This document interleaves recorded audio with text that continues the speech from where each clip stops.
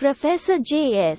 स्लोटकिन पियोटिस्ट कलीसिया के संस्कारों में भाग लेने वाले बहुत कम गोरे लोगों में से एक, अपने साथी उपासकों के बारे में कहते हैं कि वे निश्चित रूप से मूर्ख या नशे में नहीं हैं। अल्पविराम, जैसा कि एक शराबी या मूर्ख व्यक्ति करेगा। वे सभी शांत, विनम्र और एक दूसरे के प्रति विचारशील हैं। मैं कभी भी किसी गोरे व्यक्ति के पूजा घर में नहीं गया जहां या तो इतनी धार्मिक भावना या मर्यादा है। और हम पूछ सकते हैं, क्या ये धर्मनिष्ठ और अच्छे व्यवहार वाले पियोटिस्ट अनुभव कर रहे हैं? सद्गुण की हल्की भावना नहीं जो 90 मिनट की ऊब के माध्यम से औसत रविवार चर्चगोअर को बनाए रखती है। उन उच्च भावनाओं को भी नहीं जो निर्माता और उद्धारक, न्यायाधीश और दिलासा देने वाले के विचारों से प्रेरित हैं, जो पवित्र को चेतन करते हैं। इन मूल अमेरिकियों के लिए धार्मिक अनुभव कुछ अधिक प्रत्यक्ष और रोशन करने वाला, अधिक सहज, सतही, आत्मचेतन मन का घरेलू उत्पाद है। कभी कभी डॉक्टर स्लोटकिन द्वारा एकत्र की गई रिपोर्टों के अनुसार वे दर्शन देखते हैं जो स्वयं मसीह के हो सकते हैं। कभी कभी वे महान आत्मा की आवाज सुनते हैं। कभी कभी वे परमेश्वर की उपस्थिति और उन व्यक्तिगत कमियों के बारे में जागरूक हो जाते हैं जिन्हें ठीक किया जाना चाहिए यदि उन्हें उसकी इच्छा पूरी करनी है। दूसरी दुनिया में दरवाजे के इन रासायनिक उद्घाटन के व्यवहारिक परिणाम पूरी तरह से अच्छे लगते हैं। डॉक्टर स्लोटकिन की रिपोर्ट है कि आदतन पेयोटिस्ट पूरी तरह से अधिक मेहनती, अधिक समशीतोष्ण, उनमें से कई शराब से पूरी तरह परहेज करते हैं, गैर पियोटिस्टों की तुलना में अधिक शांतिपूर्ण हैं। ऐसे संतोषजनक फल वाले पेड़ को बुराई के रूप में हाथ से निंदा नहीं किया जा सकता है। पियोट के उपयोग को पवित्र करते हुए मूल अमेरिकी चर्च के भारतीयों ने कुछ ऐसा किया है जो मनोवैज्ञानिक रूप से सही और ऐतिहासिक रूप से सम्मानजनक है।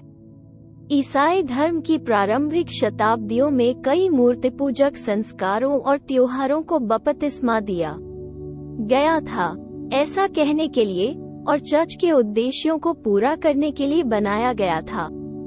ये उल्लास विशेष रूप से संपादन योग्य नहीं थे, लेकिन उन्होंने एक निश्चित मनोवैज्ञानिक भूख को शांत किया और उन्हें दबाने की कोशिश करने के बजाय पहले के मिशनरियों के पास यह समझने की भावना थी कि वे क्या थे, मौलिक आग्रहों की आत्मा संतोषजनक अभिव्यक्तियां, और उन्हें नए धर्म के ताने बाने में शामिल करने के लिए मूल अमेरिकियों ने जो किया है वो अनिवार्य रूप से समान है। उन्होंने एक बुतपरस्त रिवाज, एक रिवाज संयोग से यूरोपीय बुतपरस्ती से अपनाई गई अधिकांश क्रूर हिंडोला और ममरी की तुलना में कहीं अधिक ऊंचा और ज्ञानवर्धक लिया है और इसे एक ईसाई महत्व दिया है। हालांकि, लेकिन हाल ही में उत्तरी संयुक्त राज्य अमेरिका में पेश किया गया पेयोटे ईटिंग और उस पर आधारित धर्म रेडमैन के आध्यात्मिक स्वतंत्रता के अधिकार के महत्वपूर्ण प्रतीक बन गए हैं।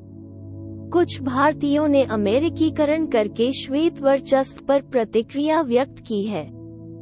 अन्य ने पारंपरिक भारतीयता में पीछे हटकर, लेकिन कुछ लोगों ने दोनों दुनियाओं को वास्तव में सभी दुनियाओं में सर्वश्रेष्ठ बनाने की कोशिश की है।